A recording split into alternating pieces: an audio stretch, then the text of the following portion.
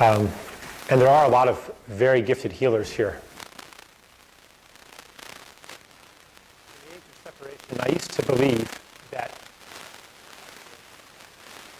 truly healthy, if I took care of myself, if I didn't indulge in unhealthy behaviors, and if I were spiritually sound, then my body would be sound too, and I wouldn't need healers. I'd be so healthy I wouldn't need healers. In the age of reunion, we understand, and I understand, in the age of reunion, I understand that I am only healthy because I'm able to receive the help of healers. The health in the old world was like the health of a potted plant that requires to be watered at just the right time and needs plant food and this and that because it's living alone. Needs constant care.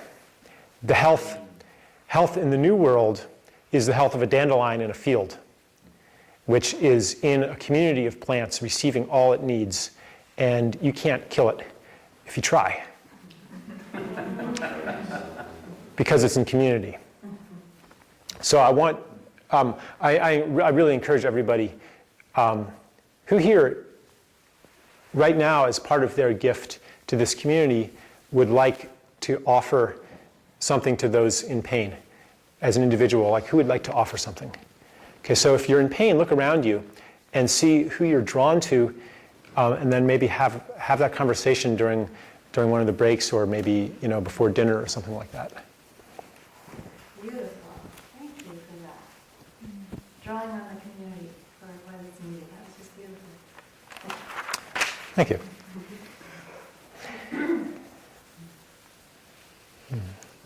So, I'd like to offer you a short meditation. It's almost not even a meditation. But I would like you to close your eyes.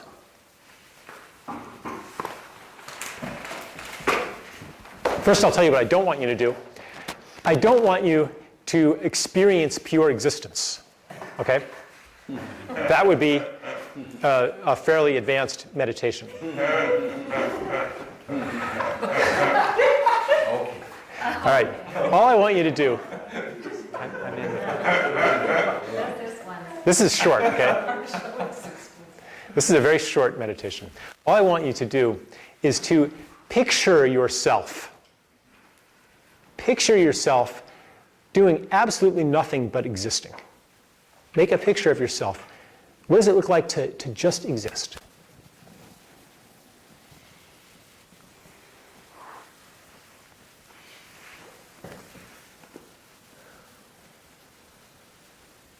Imagine yourself just existing, doing no other verb. Imagine yourself in a state of pure existence. Okay, and open your eyes.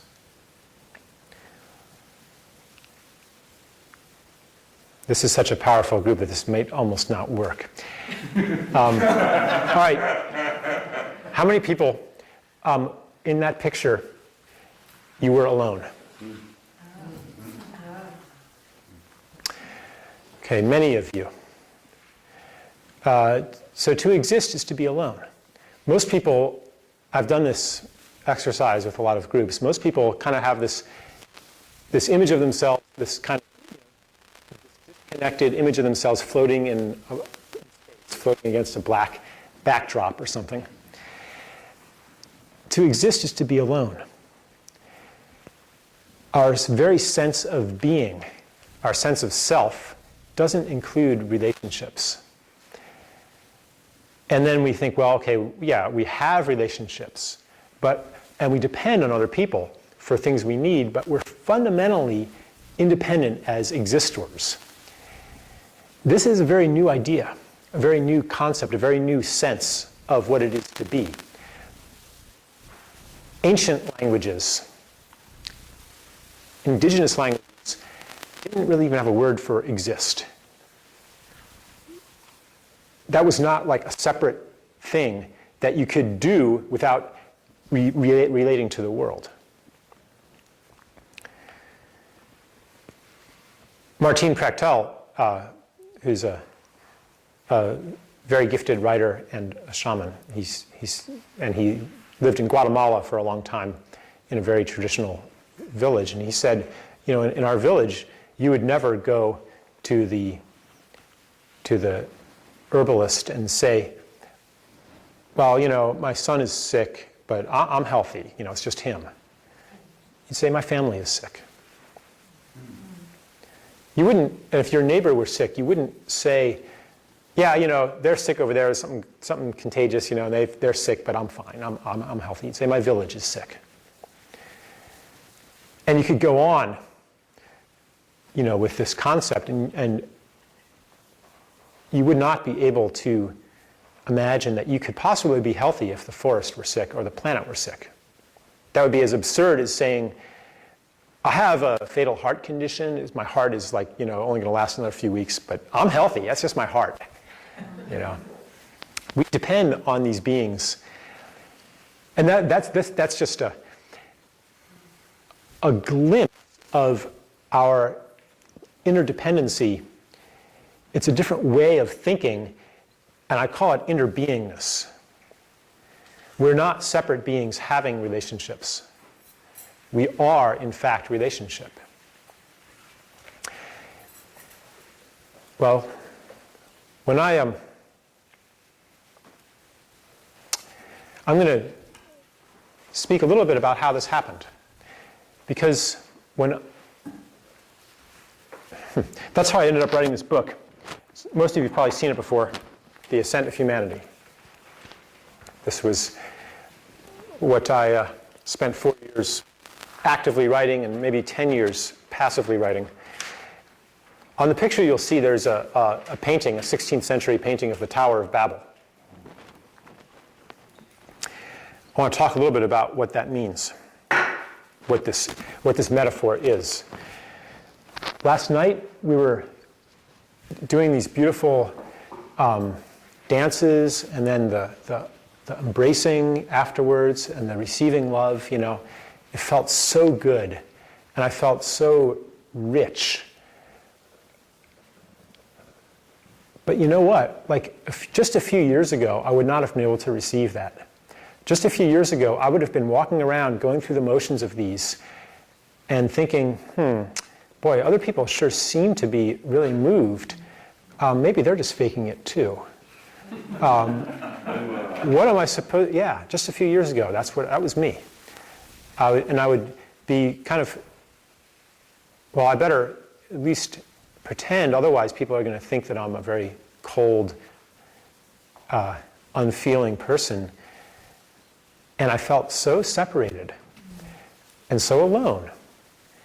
And from that aloneness, which is really a deficit of being, because when we're cut off from other people, because other people are, and other beings in the universe, because they are not actually separate things with which we have relationships, they are part of ourselves, and when we cut them off, we reduce ourselves. We make ourselves small. And that was my condition. And in order to make myself larger, and to make up for some of this lost infinity, I would add things on. And this is what many people do, to add on, to try to acquire things. In my case, my efforts to acquire material things were not very successful.